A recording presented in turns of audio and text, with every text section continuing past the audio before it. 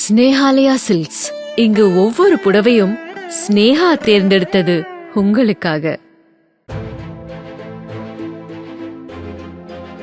கோயம்புத்தூர் பெரிய தடாகம் பகுதியில் உள்ள சுயம்பு நாகாளியம்மன் கோயிலில் இரும்பு கேட்டை உடைத்து குட்டியுடன் புகுந்த காட்டு யானை அங்கிருந்த பீரோ உள்ளிட்ட பொருட்களை சேதப்படுத்தியது.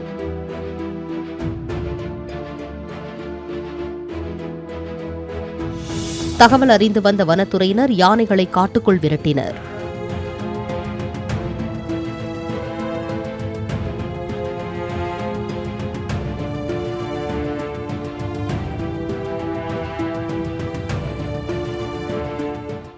ஸ்னேஹாலயா சில்க்ஸ். இங்கு ஒவ்வொரு புடவையும் ஸ்னேஹா தேர்ந்தெடுத்தது உங்களுக்காக.